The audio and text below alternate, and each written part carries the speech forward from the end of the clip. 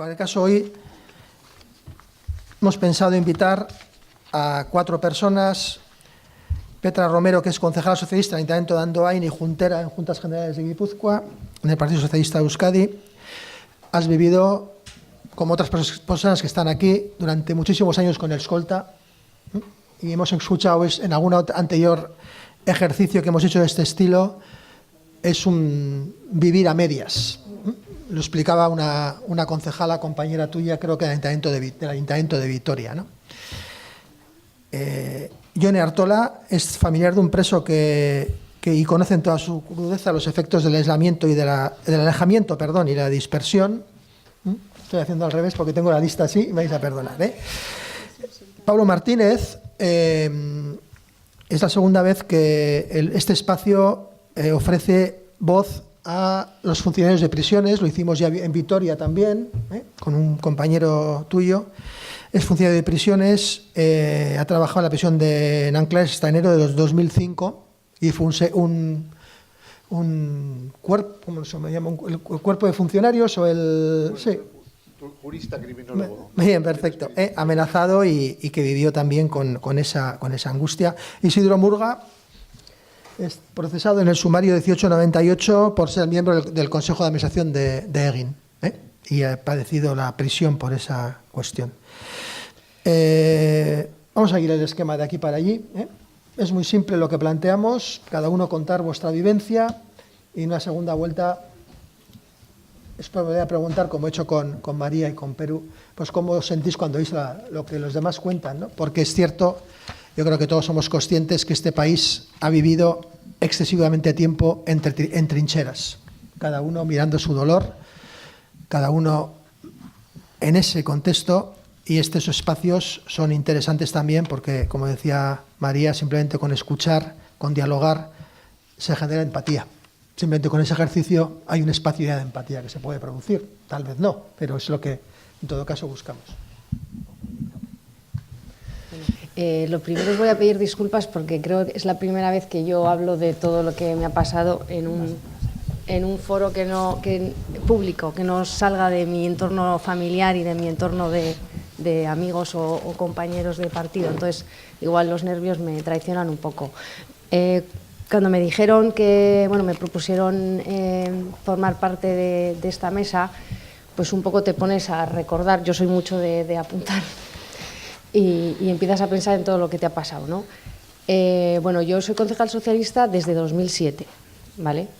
Pero vamos a ver, mi contacto con, yo lo voy a llamar con actos de violencia, empieza antes. Yo he vivido toda mi vida en Mondragón, hasta los 20 y pico años, y yo me afilié con 18 años.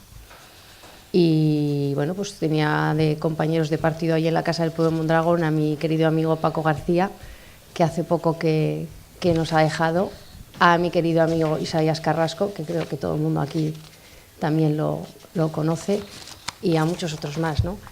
Y en las casas del pueblo normalmente pues siempre había un bar. Y nos propusieron a mí y a mi hermano pequeño pues hacernos cargo del bar de la Casa del Pueblo.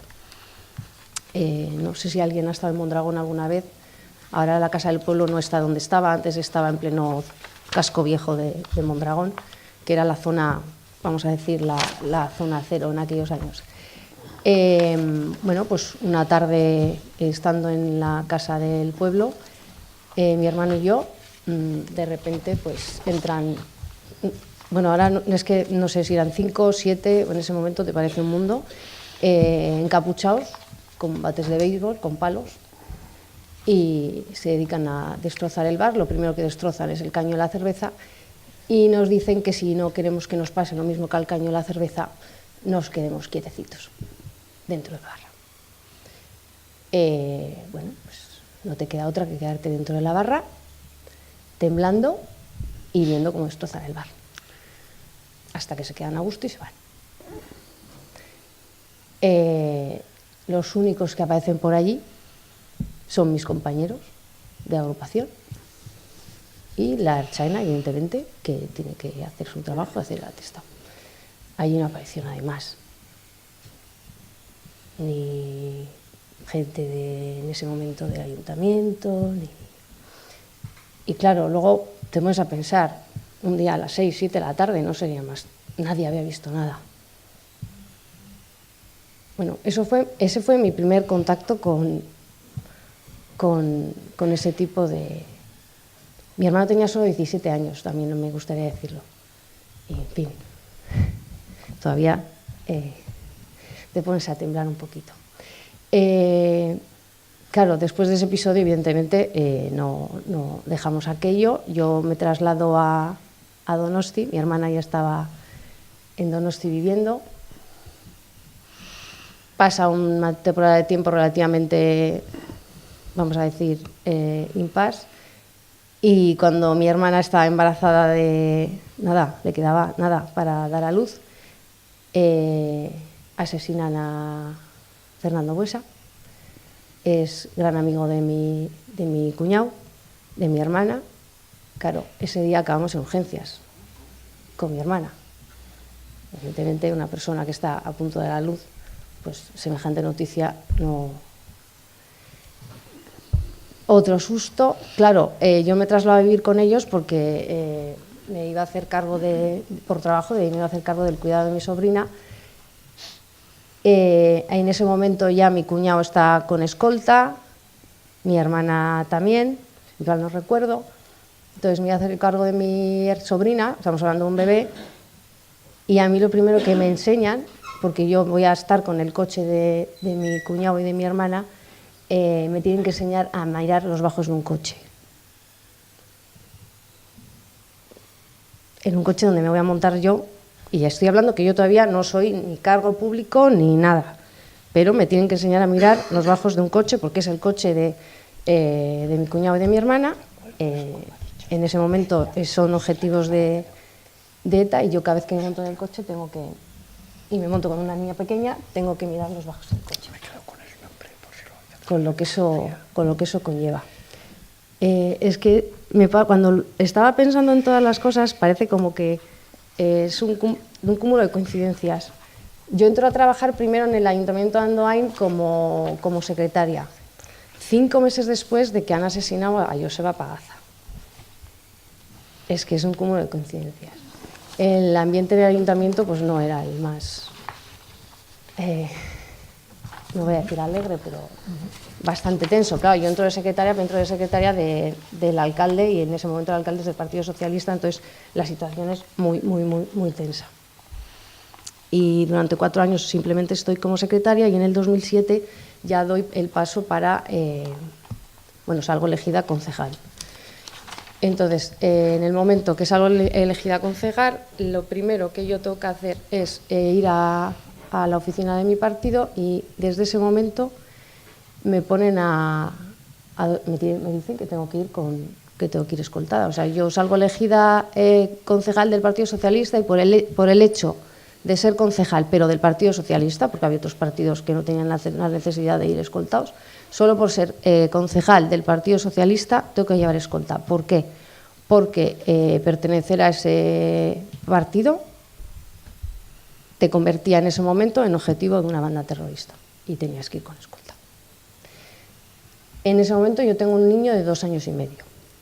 Yo tengo que poner la silla de mi hijo pequeño, o sea, de mi hijo, en el coche de los escoltas, porque yo no puedo usar mi coche ya. Yo tengo que ir en ese coche a todos los lados y tengo que ir con ellos a todos los lados. Mi vida deja de ser mía.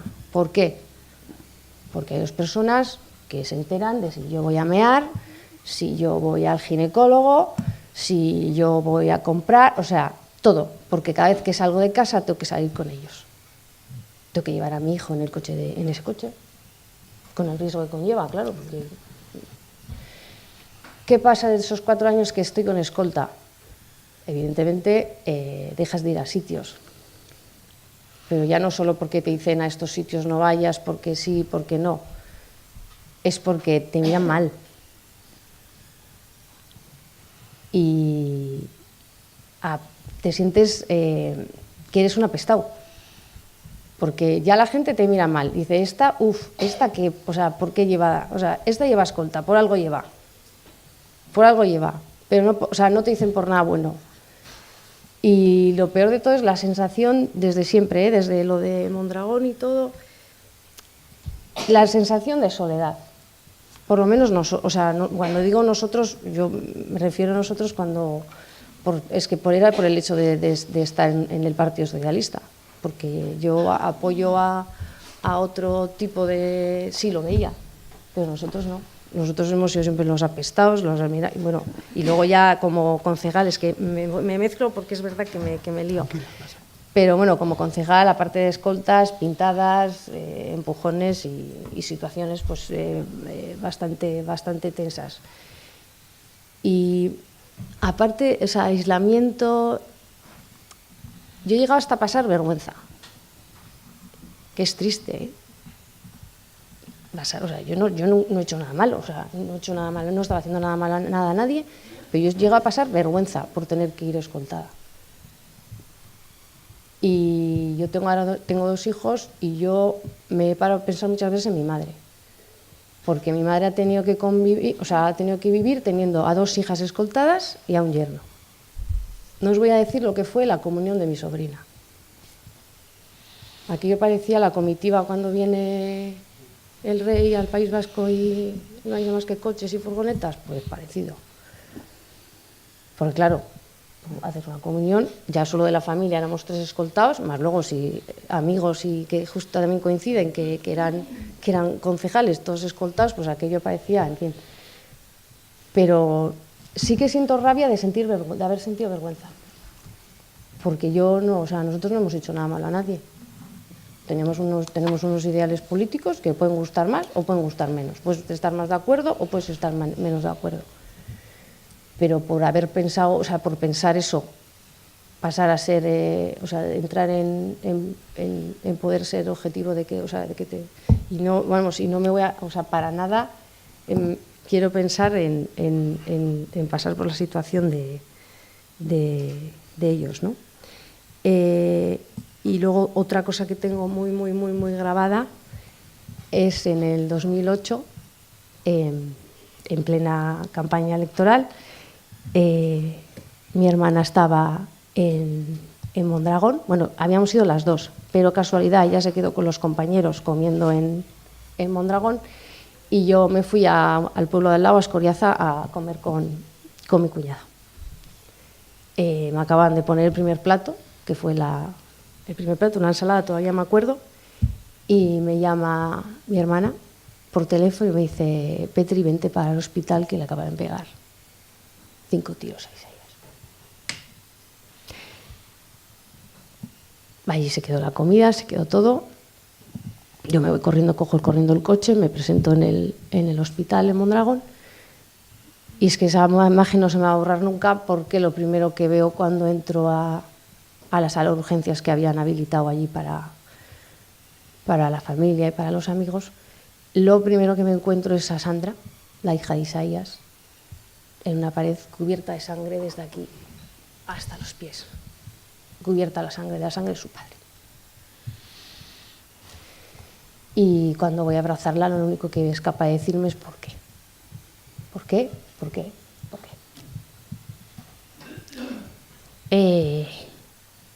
Allí fueron horas, porque claro, Isaías llegó mal, pero llegó con un resquicio de vida, llegó mal. Y bueno, pues ahí estuvimos esperando, y otro de los momentos más duros, era una sala, había mucha gente fuera de la sala, pero luego dentro de esa más sala había otra sala ya más privada para Marian, para la mujer y para los hermanos y tal. Y nosotros estábamos fuera, y es cuando los médicos entran en esa sala para decirles a Marian y a la familia que Isaías que Isaías había muerto. Los gritos, yo creo que se oían en la calle. Y es que no sé cómo deciros lo que es eso, es que... Y por más que lo pienses, yo no entiendo cómo... El por qué. Y yo creo que esa es una pregunta que la vamos a tener, que igual esto sirve para eso, ¿eh?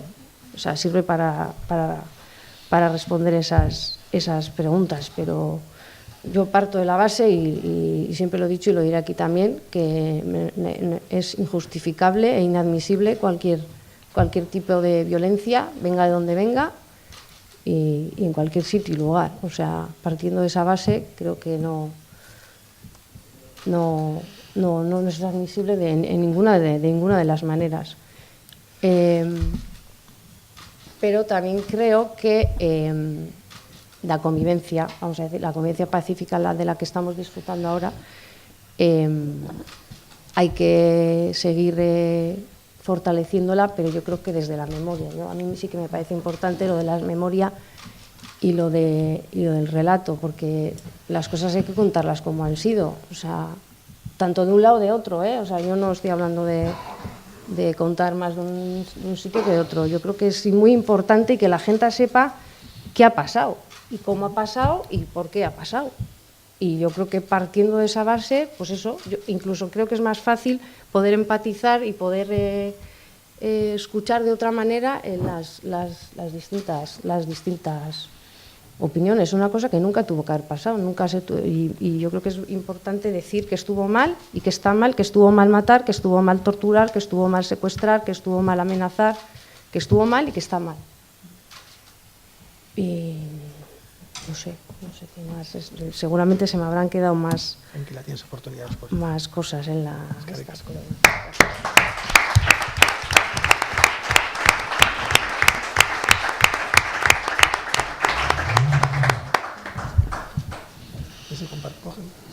¿Yo? Sí. A ver, ¿me oís? Sí, ¿no? Bueno. Egunon, soy Pablo Martínez.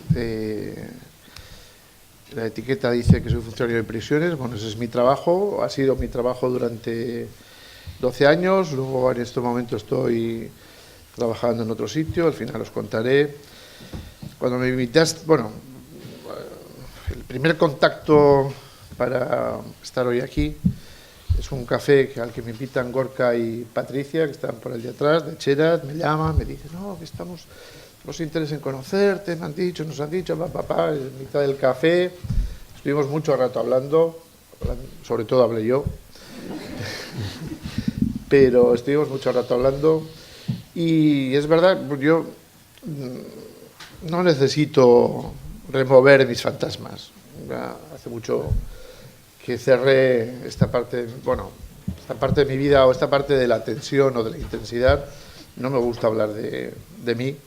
De hecho, tengo apuntado que me da un poco de pudor, porque aquí no vengo a hablar de la política penitenciaria, ni de una decisión que haya tomado en mi trabajo. Vengo a hablar de cómo he vivido y cómo he sufrido el conflicto. Además, algo que yo no he decidido. Yo he decidido ser funcionario de prisiones. Yo no he decidido ser amenazado ni vivir estas situaciones, pero bueno, la historia nos ha traído hasta aquí y igual lo importante es que comparta con vosotros qué ha supuesto para mí la presión, ¿no?, de ser objetivo militar. No voy a hablar, no soy un funcionario de prisiones típico, ya os iré contando qué tipo de decisiones tuve que tomar. Parece que he venido a vender mi libro. Bueno, os voy a contar mi vida, porque en mi vida he ido tomando decisiones en las que de alguna manera he tenido que tener en cuenta la situación que se generaba a mi alrededor y desde ahí actuar.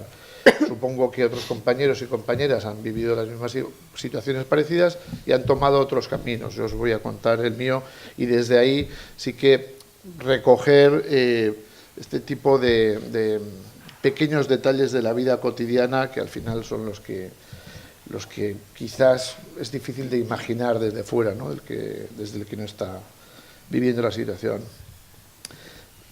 Voy a recoger tres asesinatos que a mí especialmente me marcan en mi vida profesional y en las decisiones que voy tomando. El primer asesinato, el primer momento sería el de Ángel Mota.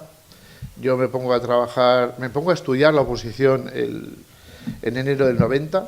Yo era jurista criminólogo, había estudiado criminología con Beristain. Beristain era un apasionado de las prisiones, de las víctimas, del victimario. Bueno, me transmitió aquella pasión y me parecía que como criminólogo uno de los pocos espacios donde podía desarrollarme era en la prisión. Empiezo a estudiar la oposición en el 90 y en marzo asesinan aquí en la calle Matía, pasado delante de la tienda de fotos Nico, creo que es, una tarde a Ángel Mota. Claro, yo solo llevaba 2 meses estudiando la oposición y es el momento de decir, pues sigo o no sigo, ¿no? ¿Dónde me estoy metiendo? Ya, obviamente, los funcionarios de prisiones éramos un objetivo, pero bueno, quizás yo lo vivía como algo más distante o algo más ajeno. ¿Qué hago yo aquí? ¿Merece la pena? Yo era un chico de la parte vieja de San Sebastián, había vivido toda la transición allí en la calle San Juan, viendo a los grises, viendo a los unos, viendo a los otros. Puse por encima de todo esta, no sé si decir pasión que tenía por el tema de la prisión y digo, bueno, pues voy a seguir para adelante. En 1991 conozco a Javier Gómez Elosegui, el educador en aquel momento educador de Martutene. Espero no emocionarme aquí, porque hablar de mi amigo tiene su punto. Yo creo que era una excelente persona, un hombre muy sensible. Él era el inspirador de lo que fue la declaración de la sectorial de prisiones de ELA. Siempre desde ELA, bueno, luego ya os contaré que entré ahí, siempre apoyando la humanización de las prisiones. Él creía en la reinserción, el respeto de los derechos humanos de todas las personas presas. También se preocupaba por sus compañeros, porque el síndrome del norte, ¿no? Esa sensación de vivir, si ya ser funcionario de prisiones tiene un cierto estigma, pues ser funcionario de prisiones en el País Vasco era 5 veces más de estigma, ¿no? Y eso generaba mucha tensión, mucha enfermedad profesional, y él con otros psicólogos, recuerdo uno de los que trabajaba allí con drogas y con otros psicólogos, intentó montar un tipo de asociación para ayudar a gestionar el síndrome del norte a sus compañeros.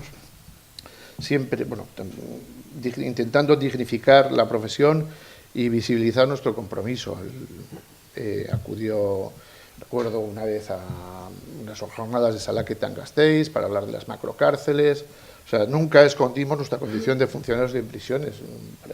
Nos parecía que era una profesión tan digna como otra cualquiera, y además con un compromiso personal de mejorarlas y de intentar que fueran espacios más humanos.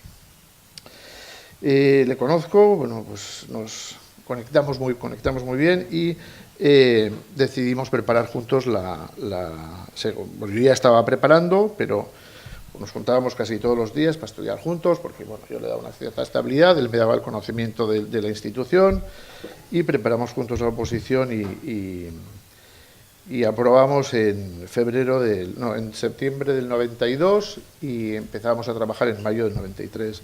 Él en ese momento pasaba de ser educador a ser psicólogo de la prisión. Claro, yo en este momento tengo que tomar otra decisión, y es, bueno, yo podía haber venido a Martutene, pero Martutene me parecía que era meterme un poco en la boca del lobo. O sea, vivir en la parte vieja de San Sebastián y trabajar en la prisión de Martutene era un poco kamikaze, vamos a dejarlo ahí. Javi, que vivía en Amara, decidió, bueno, él ya tenía, yo ya cuando aprobé la oposición ya estaba casado y tenía un hijo, luego tuvimos otros 2, y él tenía una novia de Amara, se fue a vivir a Amara y luego ya cambiaron a Gros, y bueno, pues él no tomó esta medida preventiva y bueno, supongo que forma parte de su destino. El 10 de mayo del 93 empiezo a trabajar y entonces decido tomar una cierta distancia de seguridad y me voy a Nanclares de la Oca, a Vitoria. Son 100 kilómetros, también nos distanciaba un poco la familia, bueno, necesitábamos un poco de espacio y a su vez nos daba un espacio de seguridad. Voy a Nanclares, lo que entonces se llamaba el laboratorio, o sea, siempre Nanclares ha sido donde estaba el pil-pil de la política penitenciaria y la política antiterrorista.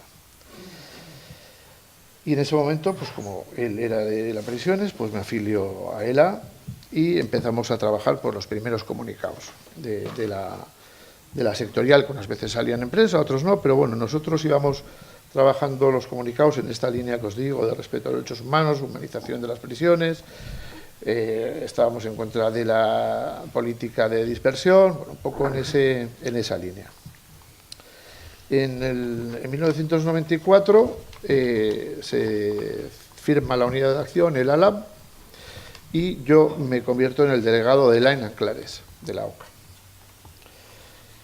Que bueno, no sé cómo pensáis que puede ser mis compañeros y compañeras eran básicamente pues gente de, no eran, no voy a decir euskaldunes, no eran de Euskadi, ni Euskal Herria, eran pues gente sobre todo de Castilla, de Cantabria. Bueno, los que éramos los de casa, pues éramos pocos. De lo cual ya, bueno, ser de ELA tenía un cierto punto de friki allí en mi trabajo. En ese momento ETA ya había establecido que los funcionarios de prisiones éramos un objetivo militar. Entonces yo recuerdo que cuando yo solía ir a veces a Madrid, a la Dirección General, pues porque era el representante, éramos un sindicato minoritario, y recuerdo una conversación con el subdirector de personal que decía: los que me preocupáis sois vosotros. Este vosotros se refería no exclusivamente a los funcionarios de ELA, pero sí a los funcionarios que hacíamos una vida normalizada, una vida que pues, salíamos a la calle, o alguien nos preguntaba. Tenía compañeros que, por ejemplo, decían que a sus hijos, que es que trabajamos en correos, o a la chica que venía en casa, escondían cualquier papel en casa, no querían tener nada que les identificara por si la chica que venía a limpiar pasaba la información, bueno, este tipo de paranoias. Entonces, los que vivíamos de una manera normalizada éramos pues los que corríamos más peligro, más riesgo. Tenía muchos compañeros que vivían en Zamora, en León, en Burgos, y venían no todos los días, porque por el servicio por el tipo de turnos que teníamos, pues igual podías venir, trabajar 5 días y descansar una semana. Entonces hacían, además, pues, como cama caliente. La gente vivía dentro de la prisión. O sea, dentro de la prisión había la colonia penitenciaria, que se llamaba, y había pisos para funcionarios, y había pisos en los que vivían familias, pero había pisos en los que vivían 5 o 6, o había camas en las que uno dormía, o sea, tú te levantabas para ir a trabajar y el que salía a trabajar venía y se metía, cama caliente, porque la gente no quería salir a la calle, la gente no salía de Martutene o de Nanclares, sobre todo en Martutene. Esto era algo, Martutene, Donosti siempre ha sido un lugar donde se ha vivido más la tensión, y este tipo de vida anormal, pues anormal en el sentido de bueno, ¿entendéis? No quiero decir una vida extraña, ¿no? Venir, trabajar 5 días, trabajar 8 horas o 10 o 12 y descansar. Nosotros desde luego apostábamos por otro tipo de vida. Cuando ya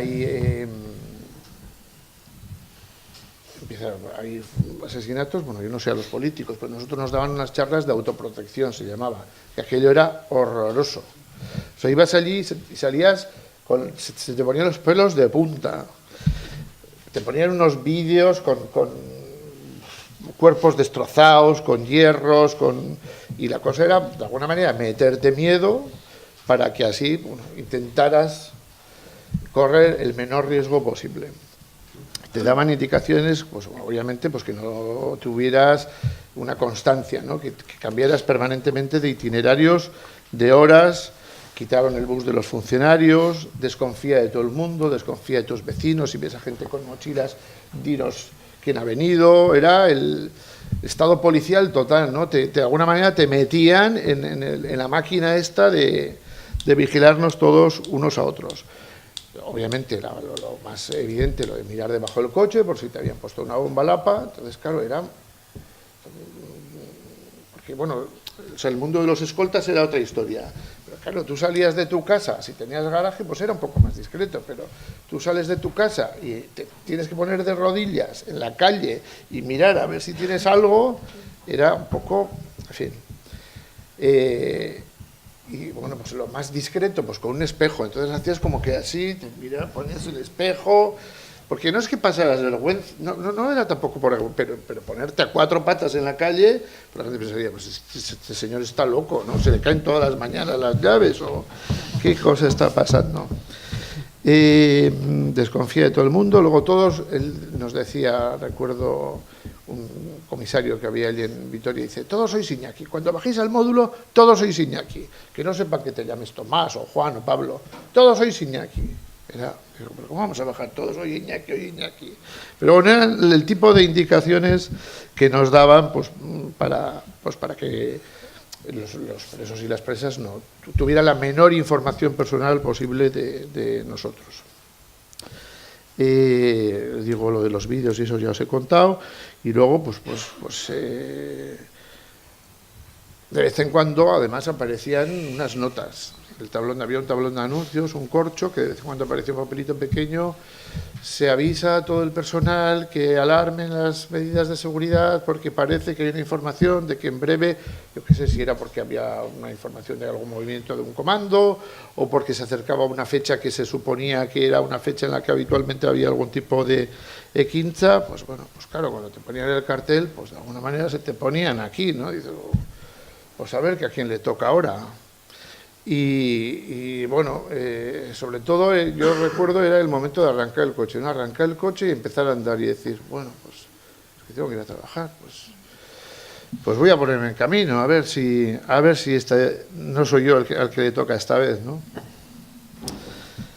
Y luego, claro que yo no sé, nunca me he preguntado mucho cómo calibraban o no calibraban, pero como decía ella, pues igual el coche lo cogía yo, o igual lo cogía mi mujer con los niños. Entonces, pues bueno, yo la verdad es que siempre, no les voy a decir que la tuve engañada, pero intentaba, pues estas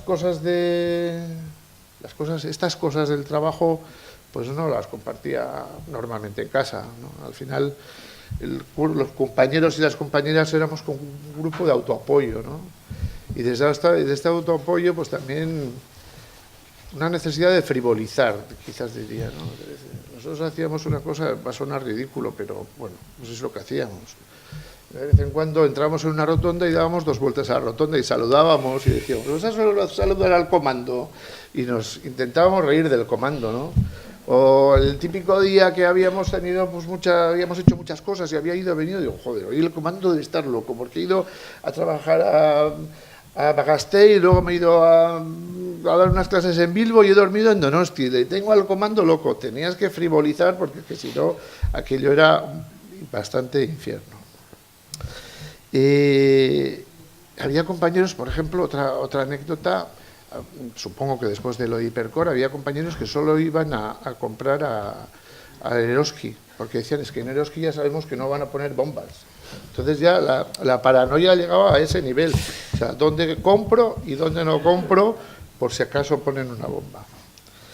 Ya sé que son pequeños detalles, pero es al final los pequeños detalles de la vida cotidiana para que entendáis cómo hemos vivido desde aquí esta historia. Por lo menos, ya os estoy contando además que mi vida mi posición es un poco curiosa, ¿no? Y atípica, pero porque había gente que igual estaba como menos en medio. Yo cuando antes hablaba de los puentes y esto, pues yo siempre he intentado estar ahí, un poco viviendo en los dos lados. Yo pensaba decir, al final, claro, yo porque a veces he dicho, es que yo acabo siendo funcionario de prisiones, pero podía haber acabado en un comando, porque yo recuerdo de mi clase, yo fui al Colegio de Los Ángeles en la parte vieja, y de mi clase pues acabaron 7, 8, porque estuvieron trabajando en bares y hacían correos y acabaron 4 en la cárcel y 4 en México escapados. Pues digo, pues yo era aquel día que fueron a Capuchinos a hacer danza, pues yo hubiera ido, pues igual ahora estaría al otro lado. O sea que, al fin, en todas las familias, en las cuadrillas, estamos todos muy mezclados. Esto no es como otros conflictos, otras situaciones en que se han vivido. Yo por todo esto, pues la verdad siempre he tenido mucha inquietud por esta historia y casualmente por otros temas fui a Sudáfrica, estuve viviendo en Soweto unos días y claro, allí hay 2 comunidades, están los blancos y los negros y eso te marca, ¿no? Y no hay mezcla. Vas a Irlanda y están los católicos y están los protestantes. Y llegas allí y las aceras están pintadas. Y si esta acera es verde, es católico. Y si la acera es de no sé qué color, entonces hay sitios donde hay 2 comunidades que tienen difícil la convivencia. Aquí no, aquí es que estamos todos mezclados. En una familia puede haber, no sé si de una punta a otra, pero y siempre ha habido una cultura del respeto, no sé si igual, o del silencio, por no discutir, pues hemos callado y llegaba la tertulia de casa y cantábamos pues para no discutir de otras cosas, pues puede ser, pero bueno, eso ha hecho que no haya fractura. Bueno, estas serían un poco las medidas de autoprotección generales que nos animaban a tomar. Como digo, yo estaba en la sectorial de las prisiones, seguimos trabajando en la línea de la humanización, los comunicados, etcétera.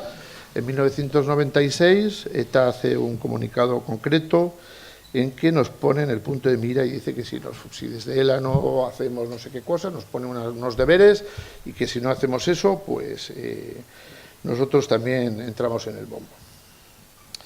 En el 17 de enero del 96 secuestraron a Ortega Lara. Entonces, bueno, pues ese fue un año también, un año muy largo, muy complicado, pues porque había que creo que eran los miércoles a las 12 hacíamos una concentración, normalmente 3 miércoles hacíamos en el centro, allí en Nanclares, entonces salías de la puerta o no, bueno, a veces venía la prensa, no venía, la gente se escondía un poco para no salir en la foto, pero una vez al mes bajábamos a Vitoria y nos poníamos en correo, entonces, claro, pues la gente se ponía gorros, gafas de sol, todo tipo de cosas, y a ver quién sujeta la pancarta. Allí era, bueno, digamos ya pues los representantes sindicales, ¿no? El comité, el comité, cada uno se ponía en una punta, y yo ahí también supongo que conectaré porque la izquierda abertzale también es un mundo de pancarta, ¿no? Y yo recuerdo que cuando me ponía la pancarta y veía a la gente pasar como si no pasara nada, como mirando los escaparates, como acelerando un poco el paso, ¿no? Digo, o sea, con la que está cayendo, eso, o también otras veces he ido con gesto, ¿no? Y con la que está cayendo, y estos hacen como si, no sé, estuvieran, no sé, eso me generaba, y luego que seguramente yo también lo hago cuando veo otras pancartas, pero paso con esa conciencia de esto no puede ser, o sea, y da igual que sea una movida de izquierda abertzale, sean los desahucios o sea lo que sea, ¿no? Cuando hay alguien que siente la necesidad de salir y de buscar apoyo, pues el resto muchas veces pues pasamos como si nada, ¿no?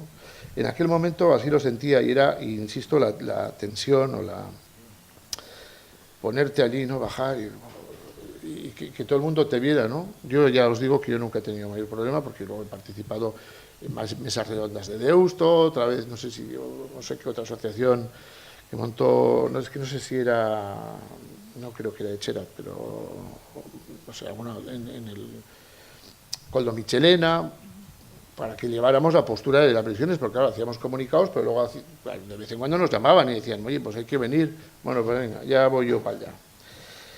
Y bueno, pues en este contexto llegamos al 11 de marzo del 97, en la que asesinan a Javier Gómez Eloso, y mi amigo y compañero que trabajaba como psicólogo en la prisión de Martutene. Bueno, pues efectivamente pues yo creo que un antes y un después en mi vida, ¿no? Todos tenemos momentos así cruciales. Y para mí este es un momento fundamental. También recuerdo muy bien cómo fue todo aquel día, como tú decías, pero bueno, no voy a entrar en detalles. Y claro, pues nos afecta especialmente a todos en casa porque era nuestro amigo, porque el resto pues eran compañeros, pero este era nuestro amigo, ¿no? Mi mujer, mi hijo en aquel momento tenía 4 años y preguntaba, pero ¿qué le ha pasado a Javi? No, cariño, no, pues nosotros tranquilo, porque siempre hemos intentado no transmitir tampoco pues rabia, o porque bueno, ha habido montos de rabia. Mi mujer a veces decía, ojo, pues a mí como te hagan algo, cojo una pistola y se van a enterar, pues son lo que te sale de las vísceras, ¿no? Que luego vas gestionando, pero bueno, y la verdad es que fue un impacto brutal, ¿no? Yo solo me quedé consternado, es que no sabía ni reaccionar, como además con mucha presión, porque recuerdo, pues llegué a las 12 o así, yo estaba en Gasteiz, vine a Donosti, fui a la residencia y, bueno, y bajé al sindicato. Claro, pues de pronto, pues todos allí, a la sede. A ver, ¿y qué hacemos? ¿Qué decimos? Porque una presión muy fuerte, porque todo el mundo, bueno, pues vosotros que habéis ido de guays, a ver, ¿qué decís? ¿No? Era un poco el planteamiento de todos nuestros compañeros. Ya os digo que recuerdo, habría que decir algo, bueno, ya no sé, pues algo se nos ocurriría o alguien vendría a ayudarnos, pero recuerdo eso, allí reunidos 10 o 12 personas, pues manejando el horror, ¿no? la tristeza. Fue una situación muy dura. Además, por un poco, esto ya es una visión muy personal, yo creo que en este asesinato en concreto, bueno, había este otro componente de medir, ¿no?, la consistencia o la contundencia de la unidad de acción. Dijo, bueno, vamos a ver hasta cuánto aguanta ELA, y para eso vamos a poner a uno de esos afiliados encima de la mesa y a ver si es verdad que esto va para adelante o no va para adelante, ¿no? Una cierta, no sé si utilización, igual que entiendo que esto también es una visión muy personal.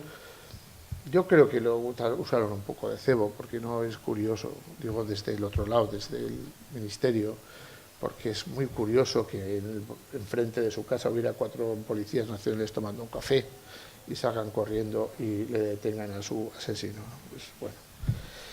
Entonces, gestionando todo esto, que era muy complicado de gestionar, pues tiramos para adelante. Esto, y digo que no sé en vuestro caso cómo lo vivisteis, pero a mí me generó un sentimiento de culpa muy fuerte. Pues un poco, no sé si hay un síndrome que se llama el síndrome del superviviente o la culpa del superviviente. Está muy estudiado con tema en los campos de concentración. Esta experiencia no es lo mismo, pero eso de, claro, porque nuestra reflexión, bueno, pues si buscaban a alguien de las prisiones, ¿cuántos somos de las prisiones que vivamos normalizado y estamos en la... que pueden conocernos? 5, 7.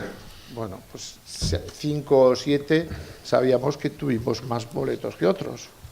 Y se llevaron a uno. Pero los que no, yo personalmente, yo hablo ya de mí, me generó esa culpa y esa necesidad de volver de alguna manera, o de, siendo Javi el que le tocó irse, pues bueno, yo me quedo, pero tengo que hacer algo para que esto no siga, para acabar con esto. Esto es un infierno, esto no puede ser, y me genera una necesidad de un compromiso personal, de luchar o de trabajar para la pacificación de Euskadi. Yo no sé, bueno, obviamente, bueno, era solo mi amigo, no era mi hermano o mi padre o mi hijo. Supongo que te genera otro tipo. Yo intenté darle una salida positiva, una salida constructiva, y este fue mi compromiso personal.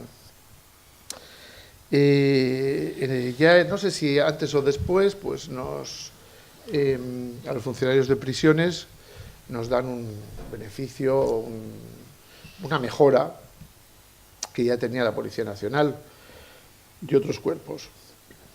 Y nos dan un plus de 250 euros y un mes extra de vacaciones. Es un poco como el pago por el riesgo añadido. Claro, lo curioso es que esto lo que genera es que haya más gente de fuera que quiera venir, claro, porque esta gente que corre riesgo cero, pues claro, veían que entre trabajar en Logroño y trabajar en Anclares, pues resulta que cobras 250 euros más y tenías un mes de vacaciones.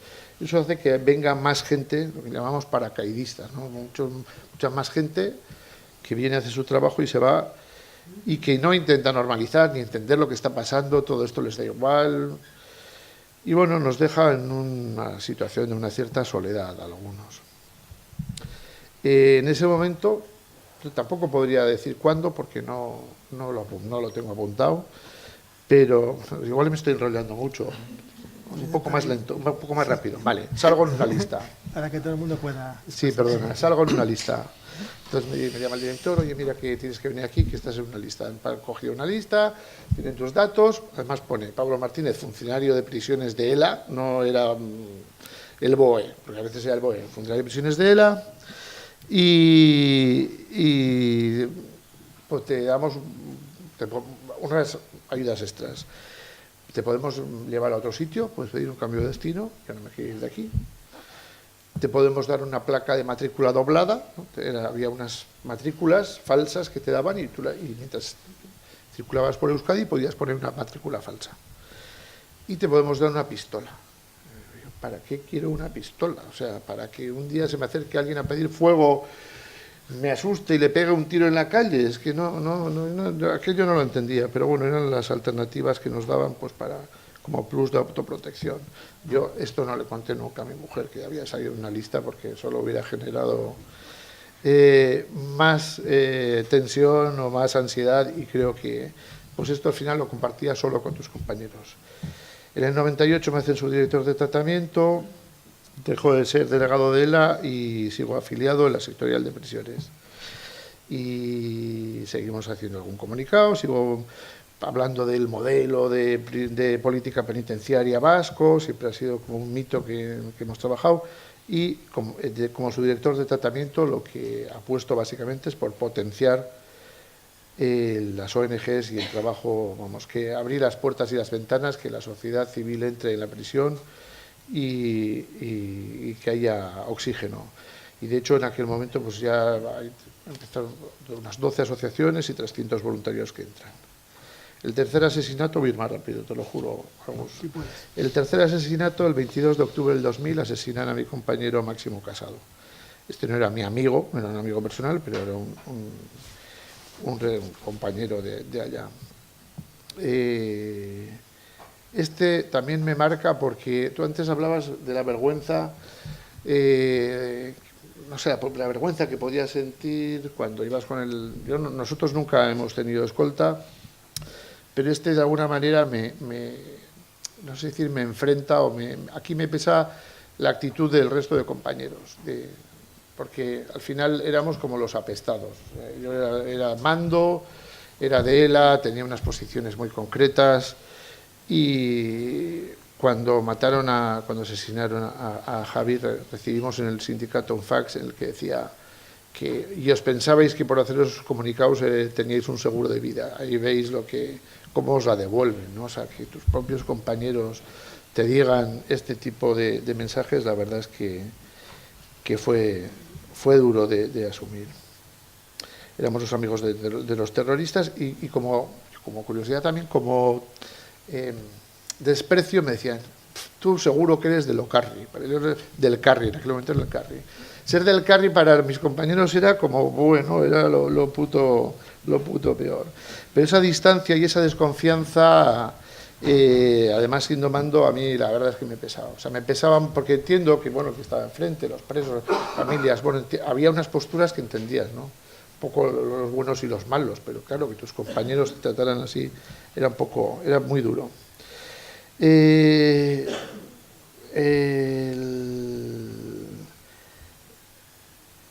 octubre del 2002 soy subdirector de tratamiento, firmo un informe que posibilita que la jueza de vigilancia Ruth Alonso escarcele a Ramón Gil Ostuaga. Ramón Gil Ostuaga era un preso que había sido del colectivo, y como consecuencia de mi informe sale y al mes se suicida en la calle. Y eso hace que en enero del 2003 pues la Dirección General de Instituciones Penitenciarias, que estaba en aquel momento el PP, decidiera que yo no podía seguir siendo mando de la prisión, un cargo de libre designación por esta... Yo lo único que dije es que era una persona que ya se había desvinculado, que iba a hacer una vida normalizada y que le veía preparado para la vida en libertad. No dije más, no es que me mojara especialmente, pero como había posibilitado una excarcelación, me cesaron. Y esto lo quería contar aquí porque en mi trabajo como funcionario de prisiones, jurista criminólogo y también subdirector, pues he intentado, creo en la reinserción Igual tendríamos que buscar otro modelo de prisión y hacerlo de otra manera, pero creo sinceramente en la reinserción, y desde ahí siempre me he apostado por la reinserción de todas las personas presas, no solo de los presos comunes o normales que decir, sino también de los presos de ETA y de los presos que ya no quieren seguir siendo el colectivo, ¿no? Y he intentado acompañar a esas personas en ese proceso, esa decisión, que para muchos pues ha sido complicado porque romper con el colectivo, pues bueno, tenía, no sé, ahora ya no sé, hace 12 años que no estoy yo, 15, pero era muy difícil. Había gente que podía entender que yo era como el enviado de la dirección general que estaba ahí comiendo los cerebros para arrancar gente. Yo acompañaba a la gente en sus decisiones personales, y si alguien decía yo, mira, es que me quiero ir a casa, hacía lo posible por ayudarle, no otra cosa. Eso me costó, bueno, no sé si me costó, la consecuencia fue el cese. En ese momento tengo que decir que me sentí muy apoyado, y especialmente recuerdo el mensaje de Lorrieta, que era el secretario general del sindicato, que reconoció públicamente mi aportación en la sectorial de prisiones. Y bueno, ya como me cesaron, dije, pues tanto me han dicho que soy del Carri, pues voy a tener que ir al Carri, porque debe de ser que esa es mi casa madre. Me apunto allá, y la verdad es que para mí fue terapéutico, porque fue un sitio donde llegué y la gente me entendía, o sea, la gente podía entender esta esquizofrenia que tenía, de que yo era de aquí, pero era jurista, y entraba, bueno, de pronto, pues un espacio, como decíais, pues de respeto. La gente a veces me miraba un poco raro, pero bueno, pero entendían que bueno, parecía un buen chaval, ¿no? Y de alguna manera concreté ahí el compromiso por la pacificación. Y luego ya, por último, pues en enero del 2005, me fui al Centro de Menores Ibaiondo de Zumárraga, responsable del centro, porque nadie quería ir. Era un centro que había volado por los aires, entró, puso 5 bombas, destrozó el centro, lo volvimos a hacer, y qué funcionario del gobierno vasco quería ir de director a un centro donde te ponía en el disparadero, ¿no? Y ahí acaba mi historia, en el 2005, como digo, acaba mi historia penitenciaria. Igual ya solo como para cerrar, otra cosa que cuando hablaba con ellos pues me vino, yo sigo viviendo en Gasteiz, pero cuando vengo a Donosti, que vengo mucho, vivo en Lo Viejo, porque mi madre sigue viviendo en Lo Viejo. Mi madre era charcutera, todo el mundo me conoce. Y me cruzo con Valentín Lasarte, que también vive en Lo Viejo, ¿no? Entonces yo pues, siempre también había fantaseado con esto, ¿no? Como qué pasará cuando te encuentras con... No era el victimario tampoco de Javi, ¿no? Pero alguien que, bueno, conocido, ¿no? Yo reconozco que las primeras veces se me movía algo, ¿no? Pero porque en el fondo me hace revivir todos estos fantasmas. Yo te lo que he contado son mis fantasmas, que yo os digo, saldré de aquí, los meto, y a esto no quiero vivir no quiero ser víctima, ¿no? Que a mí no quiero vivir desde la victimación, quiero vivir una vida normal. Pero es verdad que las primeras veces, porque además hemos ido juntos a Icastola, o sea, era de la clase de mi hermano, es del barrio de toda la vida, y te cruzas con él. Y entiendo que al final la convivencia es eso, ¿no? Que te puedas cruzar con alguien y que no me entren ganas de... ¿no? Y que nos respetemos, y que si un día voy a no sé dónde y digo, pues que todo el mundo se pueda expresar, ¿no? Que no haya dianas en las paredes, que no haya... No sé, tenemos que buscar maneras de canalizar todas las expresiones y sin que el otro se sienta herido, ¿no? Bueno, lo dejo ahí, que igual luego hay preguntas. Perdonadme, pero es que cuando le das al play es como...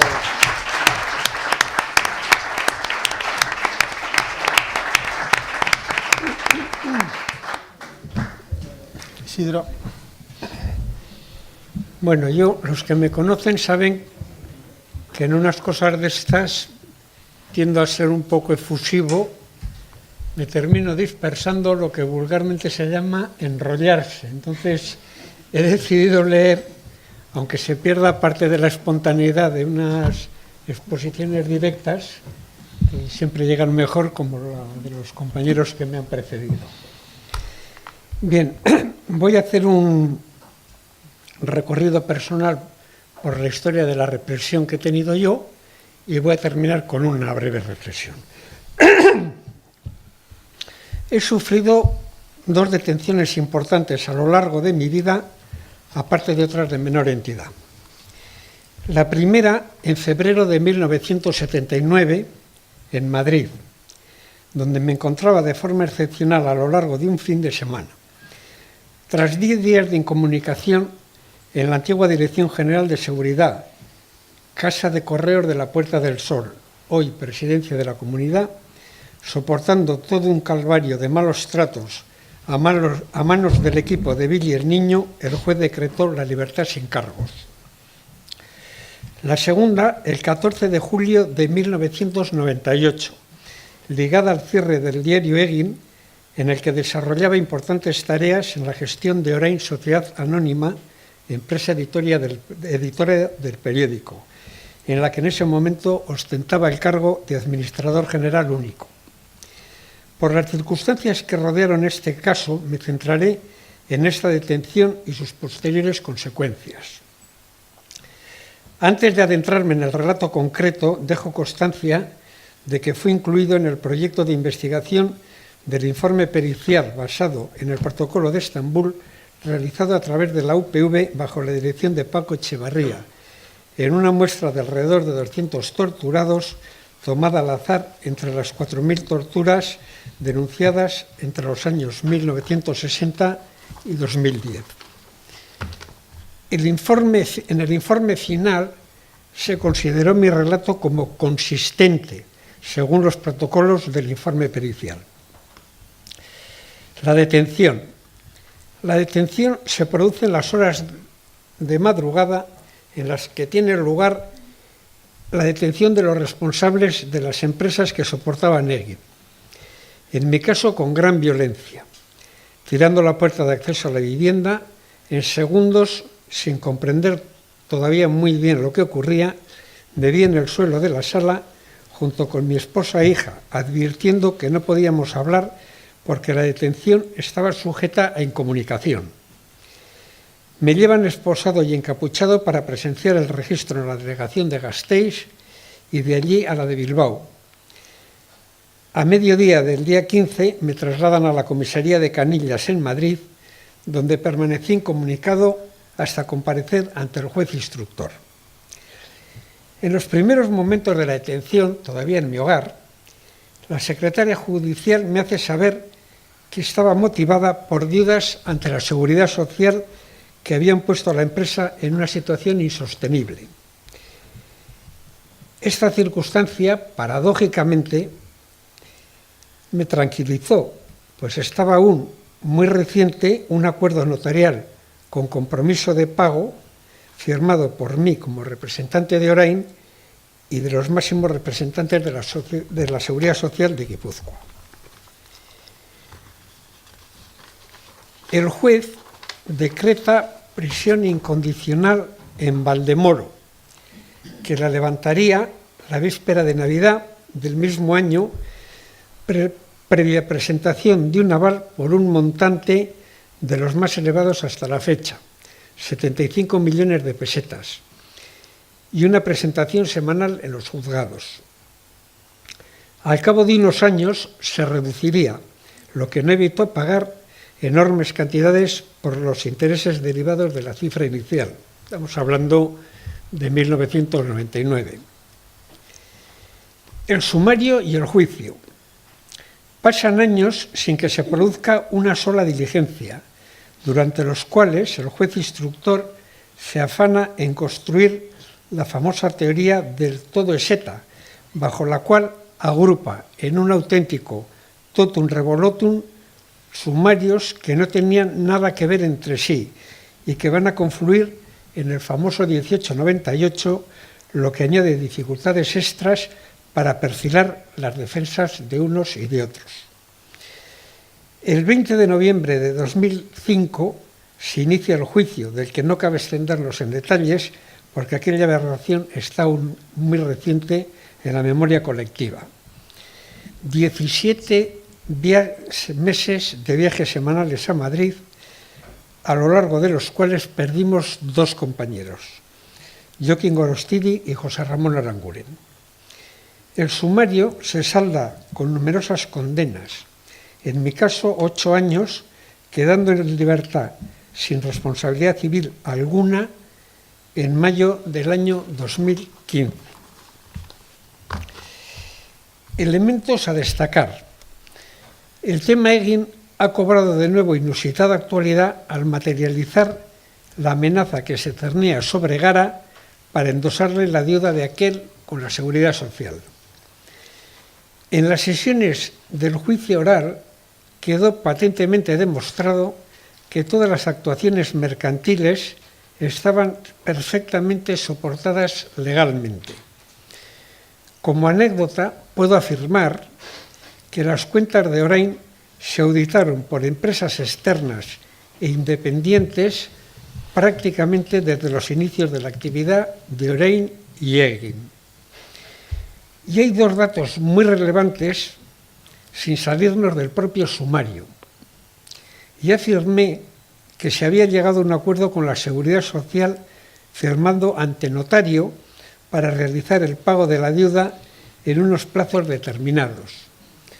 Pues bien, en la vista oral, ante una pregunta directa de una de las partes, el máximo representante de este organismo en Guipúzcoa admitió su convicción de que Orain respetaría y cumpliría los acuerdos firmados.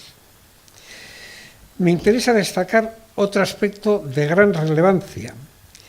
En la sentencia de la Audiencia Nacional recurrida ante el Supremo, la alta magistratura, además de confirmar las penas individuales, expresa con claridad que el cierre de las empresas fue ilícito.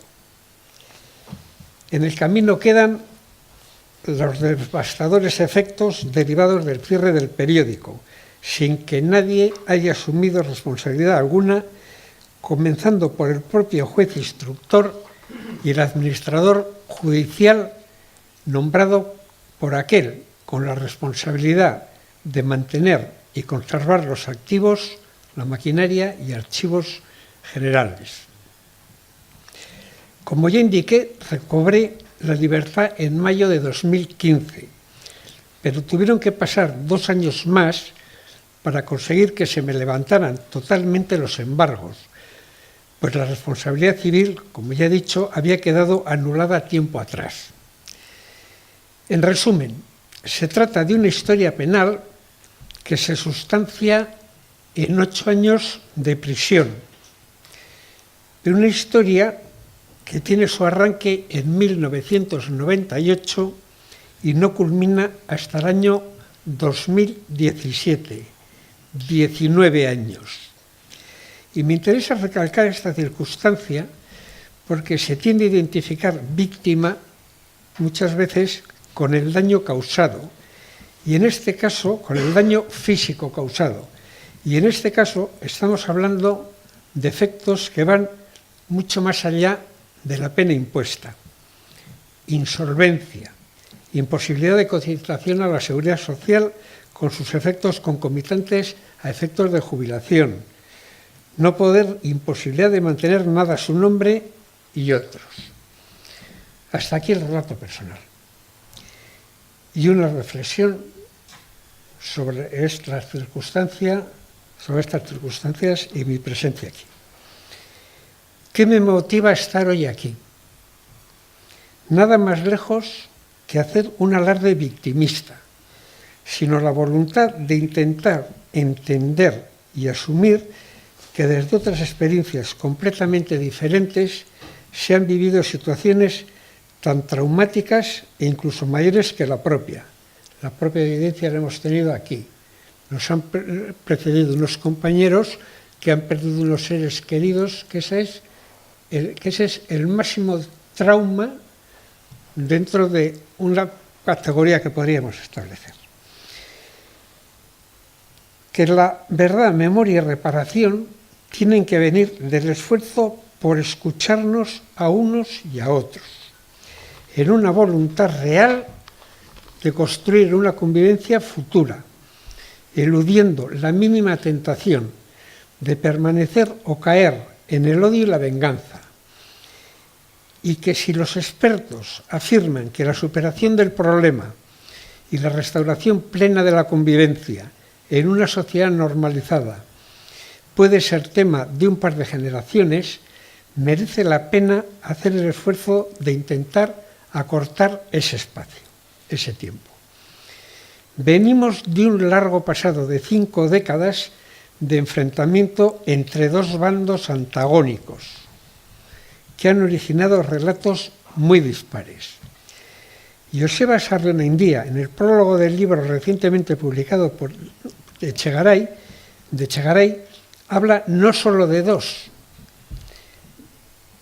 sino de muchos relatos, con lo que estoy completamente de acuerdo, ya que personalmente he sido partícipe y testigo en debates que han concluido en amistades, desencuentros y abandonos dentro de mi propio bando. No podemos olvidar que cada uno, en nuestra más estricta intimidad, tendemos a enfocar nuestro sufrimiento fuertemente condicionado por el entorno familiar y social más próximo.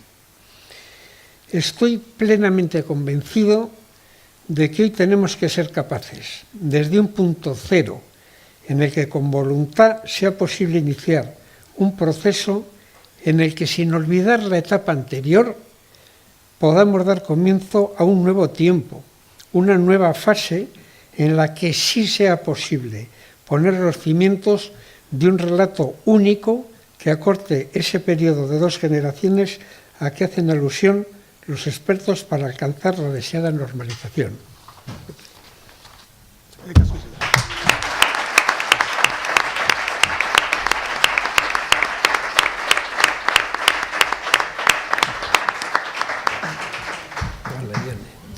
Todo para ti. Ione. Bueno, egunon, edo eguerdion, ya hasta aquí se ordu izango den. Bueno, yo de vosotros y vosotras, en los que habéis estado hablando antes que yo, os he entendido, os relaciono un poco que ese sufrimiento que habéis vivido ha ido un poco junto con vuestra vida profesional, en los 3 casos. O sea, quiero decir que el sufrimiento es intransferible y al que le toca lo sufre con la misma intensidad. Yo vengo hoy a hablar como un familiar que lleva 32 años sufriendo la política excepcional de dispersión. Encima de la mesa, siempre el Estado, o en este caso a mí lo que me ha tocado es el Estado español, pues efectivamente hay una serie de normas que piensa que te va a proteger como ciudadano o ciudadana. Entonces, yo desde junio del 86, en que detuvieron a mi hermano, me he visto siempre desprotegida totalmente de ese amparo legal de las instituciones o del Estado, que también con mi aportación económica estoy sustentando.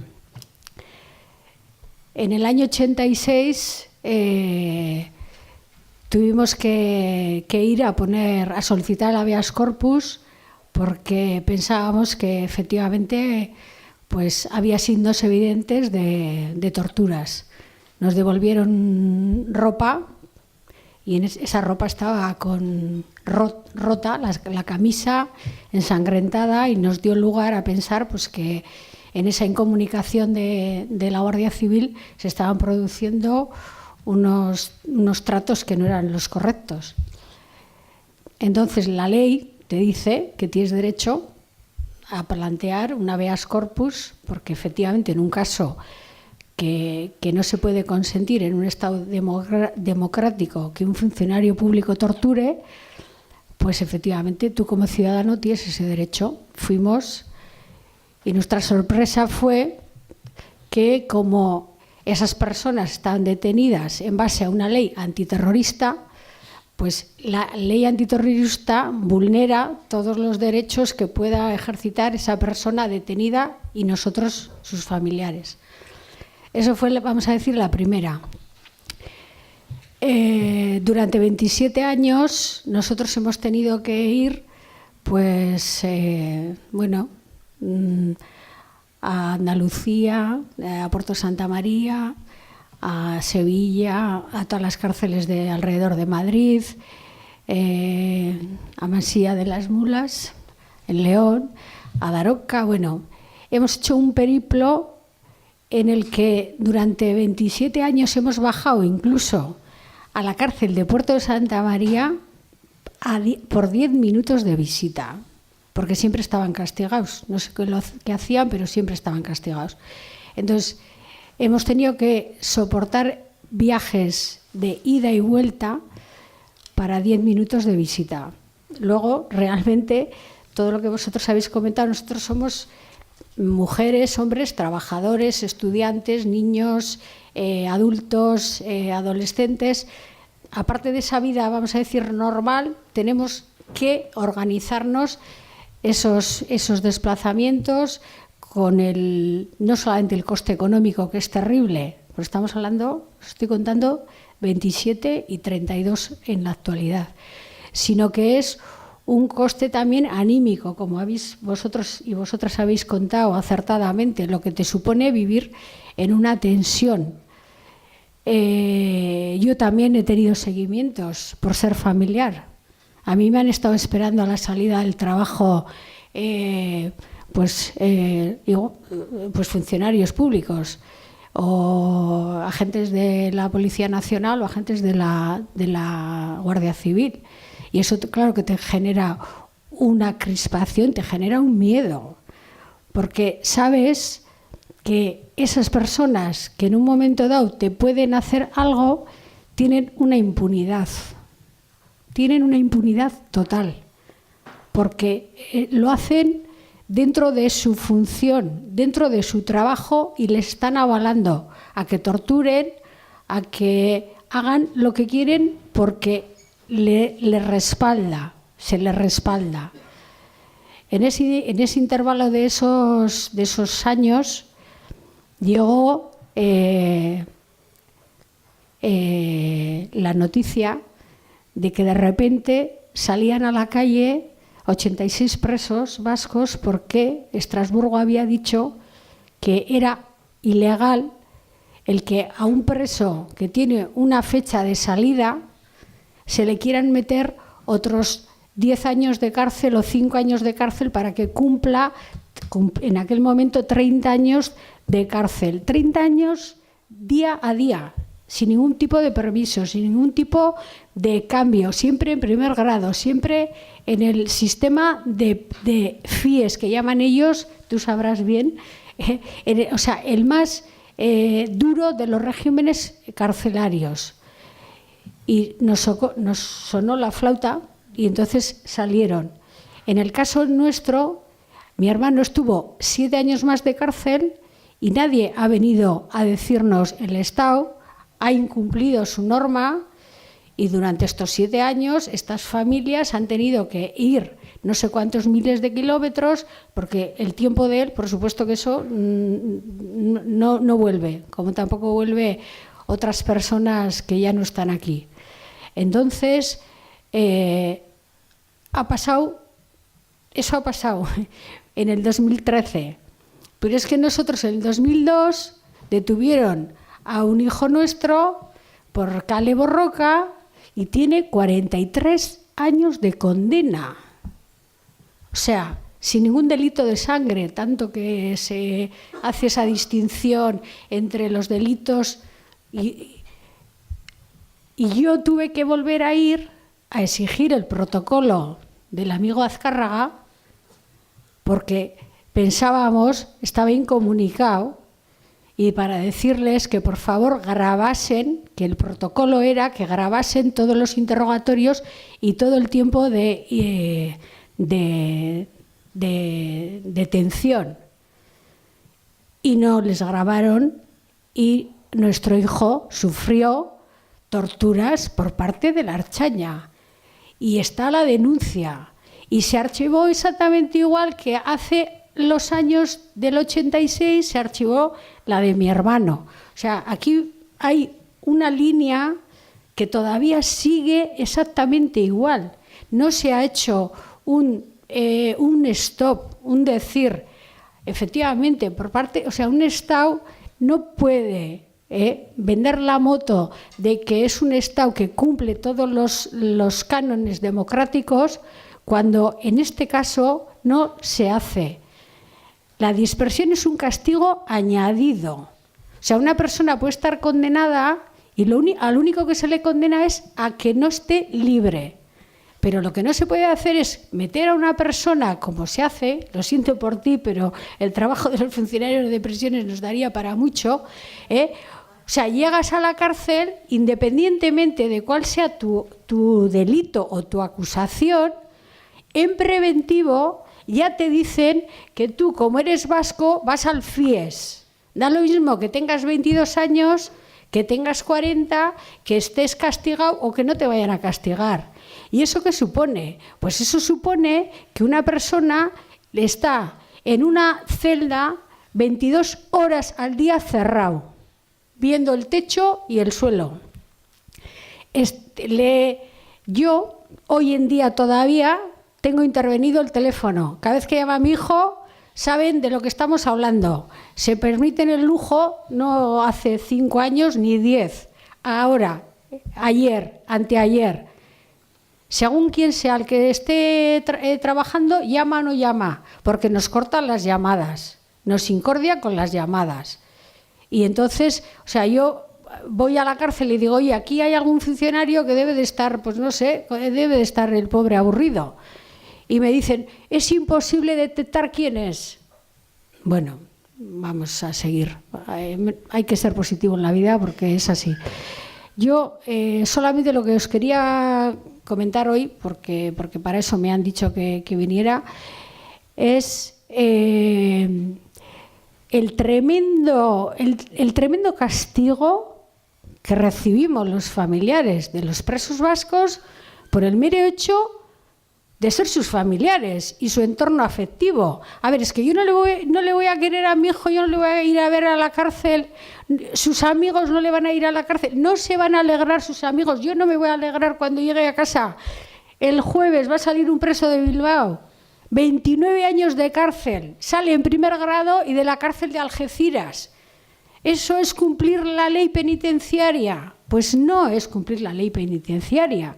Entonces, pienso yo que en estos momentos tenemos que ser todos sumamente respetuosos, honrados y poner encima de la mesa las cosas como son. Y aquí hay una representación política, o sea, yo entiendo lo que has dicho tú, de que ahí puede haber víctimas que ha salido fíjate, encima pues, le hacen un homenaje. A ver, es una arrera, es un decirle a esa persona, ha sido capaz de aguantar, porque ese castigo no es fácil, aguantarlo, ha sido capaz de salir, pues nos alegramos por ti, por tu familia. Yo, en la cárcel de Herrera de la Mancha, tuvimos que ir a buscar el cuerpo de Kirruli, porque no le habían diagnosticado una tuberculosis. Y hace 2 días hemos tenido que traer el cuerpo del padre de este chiquillo, por también una mala praxis de la cárcel. Y es que son funcionarios públicos los que incumplen las normas. Y nosotros, yo el sábado voy a ir a verle y siempre estás pensando, a ver si hoy tenemos suerte y no nos sacan alguna. Esta semana pasada, cada 2 meses vamos a hacer registro, os vamos a cambiar de celda, porque los presos nuestros limpian todo el módulo, porque allí hay una cantidad de personas, hay una serie de presos que no tendrían ni que estar en la cárcel, personas con unos problemas psíquicos terribles, unos problemas de adicciones a las drogas, y resulta que les dan las pastillas a los funcionarios, el jueves les dan para que tengan el fin de semana y se han tomado todas las pastillas el sábado y están allí los pobres, que ¿cómo van a estar? Y nuestros familiares pues tienen que hacer la fuerza de ayudarles y de no caer en eso, que no es fácil. Yo mirar, este brazo, llamo el brazo la dispersión. En el 2006, el 3 de marzo, que siempre lo recordaba por los sucesos de Gasteiz, hubo 2 presos vascos, uno se suicidó y el otro le dio un infarto en la cárcel de Aranjuez. Teníamos una encarcelada. Acabó la encarcelada y yo me fui a coger el autobús para preparar la bolsa de mi hijo y vino una erchaña por detrás, todos de esos tapados, y me rompió el cúbito y el radio, me dio con la porra, me tiró al suelo, no había ni manifestación ni había nada. Yo estaba sacando el bus, o sea, el billete del bus. Denuncié, tengo el informe del Ararteko, tengo el informe de todo. Me acordé cuando el tema de Íñigo Cabacas. Había 4 funcionarios, 4 erchañas. Hubo testigos que sabían de los 4 quién había sido el que me había agredido. Y el juez dijo que archivaba la denuncia porque claro, no podía condenar a los 4. Entonces, quiero decir que las vivencias, pues las vivencias son las que a cada uno le toca en cada momento. Yo no soy política, yo nunca en la vida he cobrado ningún dinero público. Yo creo que los políticos tenéis la obligación de solucionar los problemas de la gente y este también. Y el tema de la violencia es un tema que hay que ser muy escrupuloso en los derechos, efectivamente, totalmente de acuerdo. Pero, a ver, yo, por ejemplo, cuando oigo que dicen a Galindo patriota y cuando le han escarcelado porque dice que le daba... tenía un problema, o al señor Vera, que estaba con depresión, y luego se permiten en televisiones públicas hablar de que lo que hicieron estuvo bien porque había que hacerlo, pues yo digo, vale, pues será su lectura, de acuerdo, será su vivencia, pero no tiene una consecuencia. Mis familiares, no sé si habrán hecho mucho o poco, pero mi hermano estuvo 27 años en la cárcel. Mi hijo, si esto no se arregla, pues van a intentar que han cambiado la ley para que puedan estar en vez de 30, 40, porque son decisiones políticas, ojo, no son decisiones judiciales. Entonces, vamos a intentar hablar con tranquilidad, pero también con honradez. Y a mí no me parece que sea menor el dolor que pueda tener Pili Zabala que el que pueda ser de la compañera que tiene al lado. Es que... Y en cambio, oficialmente, el dolor de Pili no es el mismo de otro tipo de personas. Entonces, lo que sinceramente yo en mi casa, que es lo que habéis comentado un poco, mi aitite fue un gudari que todavía no sabemos el cuerpo, sabemos dónde está, pero no lo hemos podido traer. En mi casa, en la vida, nadie nos ha dicho que teníamos que tener ni odio. Lo único que nos han inculcado ha sido el amor al trabajo, la responsabilidad, y mi mamá le robaron hasta las sábanas del ajuar y luego ella les ayudaba a parir a las franquistas. Durante todo este tiempo nosotros en casa no hemos tenido ningún sentimiento de odio ni de revancha. Solamente nos ha tocado vivir esto, porque yo no he elegido. O sea, a mi hermano serían sus decisiones, yo soy su hermana, seguiré siendo su hermana toda la vida. A mi hijo le han condenado, o sea, sin ninguna prueba. Y ahí estamos viviendo esta situación. Y para remate, por haber hablado mucho, cuando salió mi hermano, lo primero que le digo, jo, qué suerte hemos tenido, 27 años y no hemos tenido ningún accidente. Pues por hablar en julio del 2014, cuando volvíamos de un bis con el hijo, tuvimos un accidente gravísimo, que estoy aquí de chiripa, y resulta que todos los meses tengo que seguir pasando por el mismo sitio que tuvimos el accidente. Tuvimos que estar 6 meses sin verle porque yo no podía viajar y a él no le podían trasladar porque, claro, es peligroso y no hay suficiente custodia para el traslado. Entonces, digo yo, madre mía, este Estado es democrático, garantista, por supuesto, pero depende de dónde te toque, pues la lectura es diferente. Y luego, el otro día, o sea, yo, bueno, ya la de los políticos, los tres, vamos a decir, candidatos a ser presidentes del gobierno español, pues bueno, pues personas que no tienen una preparación, pues ¿qué van a decir?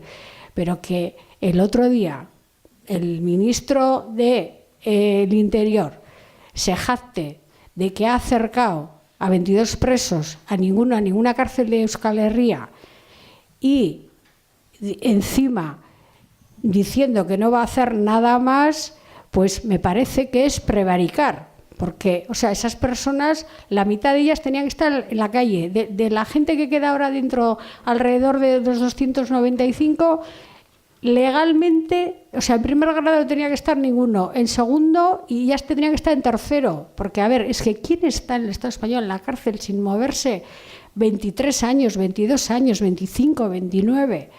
Y ese es el futuro que tenemos nosotros, los familiares. Y, o sea, a nosotros nos han reventado el autobús. Nos han reventado el autobús La Archaña para ir a una visita. Nos han reventado el autobús en Puerto de Santa María. Y no ha sido hace 10 años o 15 años, en los años, vamos a decir, duros para todos. No, ha sido hace 3 meses. El mes pasado íbamos nosotros con el coche, un control de la Guardia Civil. Nos paran solo a nosotros, porque salíamos de la cárcel, nos paran solo a nosotros. Control de drogas. Le digo, ¿pero qué control de drogas, hijo? Si acabamos de pasar el control para entrar y salir de la cárcel. Entonces, pues esas son las vivencias que tenemos. O sea, mi nieto, con 3 meses, fuimos a llevarle a conocerle a su tío. Y resulta que tuvieron los santos bemoles de no dejarnos entrar, porque encima el bebé de 3 meses cuenta como un adulto para entrar, solamente podemos entrar 4 personas. Iba su padre, su madre, su aitito y su mamá, o sea, los tutores legales más los siguientes legales, y no nos dejaron entrar al niño. Y nos dijeron que no tenía carnet de identidad. Estoy hablando de hace 8 años, Y a la siguiente semana pusieron el cartel que a partir de entonces había que entrar con carnet de identidad. Entonces, antes ha dicho Perú, la vuelta al mundo, pues no sé si es la vuelta al mundo, pero casi. Ahora, también tengo que decir, con todo el cariño del mundo y de corazón, que durante todo este tiempo nos hemos encontrado y nos seguimos encontrando unas personas en cualquier sitio que estamos, en Galicia, en Andalucía, en el Levante, o sea, unas personas que ven que es tan injusto ese castigo añadido que nos abren sus casas, nos abren sus corazones, y eso es de agradecer para toda la vida. Tenemos una familia que es la biológica y luego tenemos esa otra familia que hemos ido trenzando a base de contar lo que nos pasa. No nos tenemos que inventar nada. Ellos nos ven que llegamos el viernes, unos después de clase, otros después de trabajar, a la 1 de la mañana y nos dejan un caldo para poder tomar. Y eso es solidaridad y eso se agradece.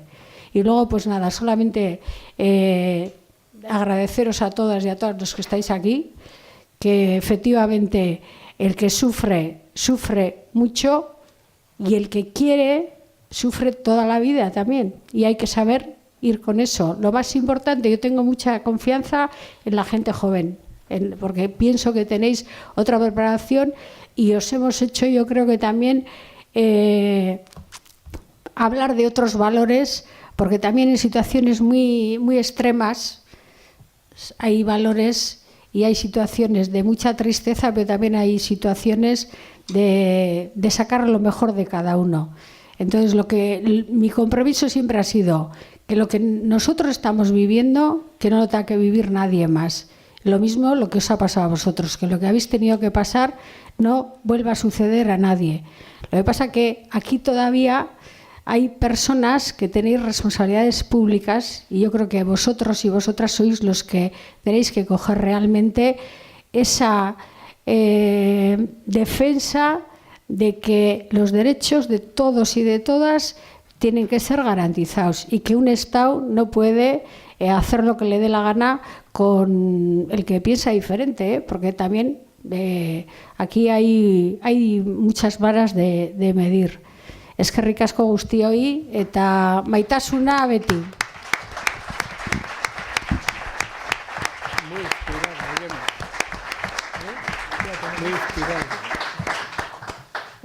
Bueno, se nos ha ido bastante el tiempo. A mí me hubiera gustado hacer una segunda vuelta. Os voy a pedir un minuto cada uno en torno a la cuestión de la convivencia. Has hablado de la convivencia desde la memoria. Todos hemos hablado todos de la importancia de la convivencia y de construir.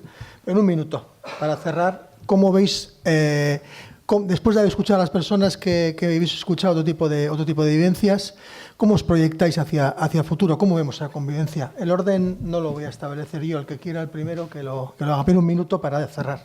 Vamos a hacer como Si tú quieres, Petra. Sí, más o menos. Bueno, a mí me gustaría empezar diciendo que nadie elegimos ser víctima. Eso desde el principio. Creo que eso hay que quedarlo claro. Convivencia, por supuesto, desde la memoria y importantísimo, y sobre todo después de lo que yo he vivido aquí hoy, escuchar a las otras partes, respetar lo que dicen, aunque no siempre puedes estar de acuerdo, y respecto a las nuevas, creo que se ha avanzado mucho, pero a la vez, cuando he hablado antes de esta convivencia de falta de madurez, yo considero que todavía nos queda mucho camino para lograr esa convivencia, pero bueno, en eso estamos y para adelante, vamos. Otra cosita, antes de que ella ha hablado de la responsabilidad de las instituciones y de los partidos políticos, pero yo creo que también tenemos una responsabilidad como sociedad, porque aquí ha habido en algún tiempo pasado que también parte de la sociedad que no ha querido ver o era más cómodo no ver y ha habido también cierta, no quiero decir abandono ni nada, pero cierta con una parte muy, muy grande de la sociedad, y creo que también es responsabilidad de todos como sociedad reconocer cosas y trabajar también en que se logren estas cosas, estos avances. Gracias.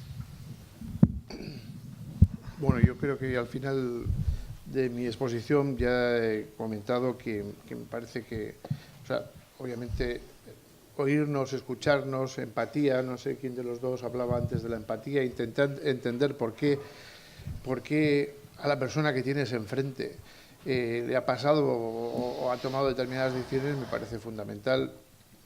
Tenemos que convivir en respeto, igual superar. Entiendo que el relato de cada uno y cómo lo ha vivido, eso es incuestionable porque eso es tuyo y no te lo puede discutir nadie. Creo que tenemos que superar un poco esta... En tu discurso, no me acuerdo cómo te llamas. Soy Ione. Lo que pasa es que mi discurso es presente. Yo chigo. Sí. No, por pero eso. quiero decir que en tu discurso a veces hablabas los nuestros, nosotros, haciendo un poco... Yo creo que tenemos que superar un poco eso, porque al final tenemos que ser todos. O sea, este problema es un problema de todos y tenemos que ver entre todos y todas cómo le podemos dar la vuelta, ¿no? Saliendo un poco de los nuestros, de nosotros, porque eso sí hace bando y yo creo que eso es lo que tenemos que ir superando. Isidro, si quieres. Bueno, yo saco dos conclusiones, no sé si una conclusión y una, no sé si confesión personal o qué. Bueno, en primer lugar,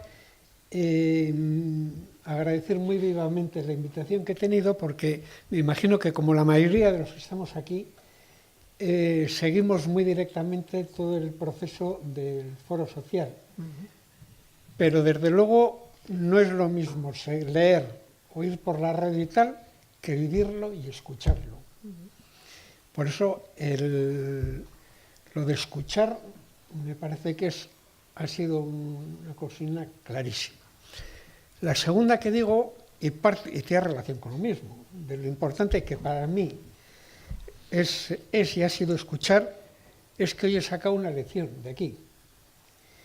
Si me remonto a varias décadas atrás, en el contexto de hace muchos años, hubiese tenido la posibilidad, no sé, o la circunstancia fortuita de encontrarme con el Aita de María, probablemente le hubiese negado la mano.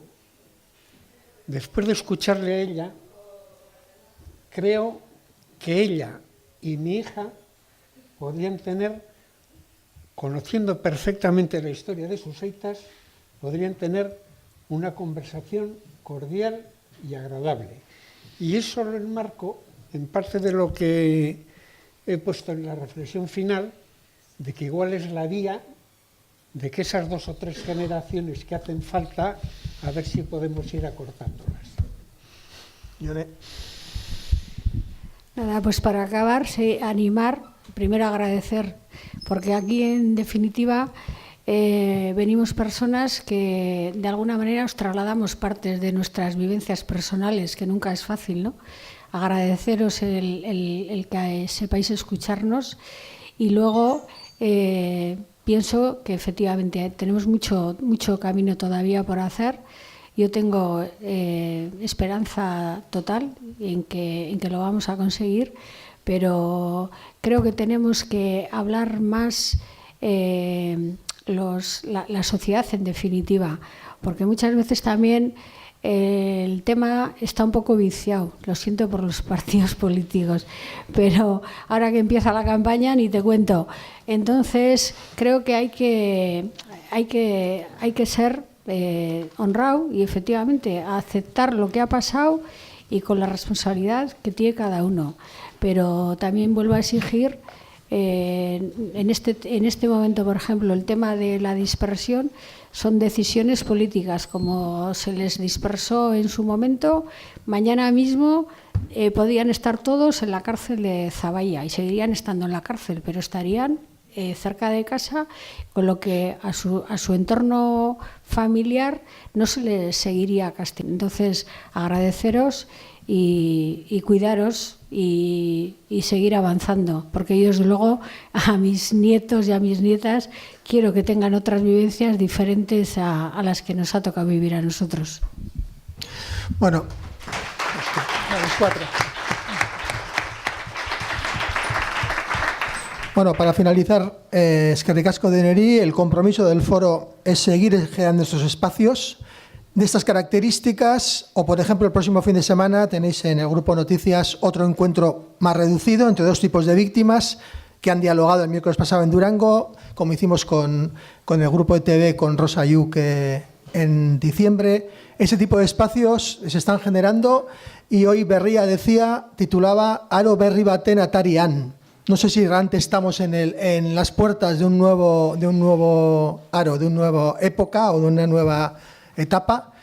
Creo que no hay que ser tan optimistas, pero bueno, en todo caso, el compromiso del foro de intentar trabajar para crear, como se dicen en muchas resoluciones, este tipo de cosas, generar espacios de confianza, nuevas oportunidades, que yo creo que le doy ha sido una nueva oportunidad, creo que para todos, porque todos hemos aprendido muchísimo.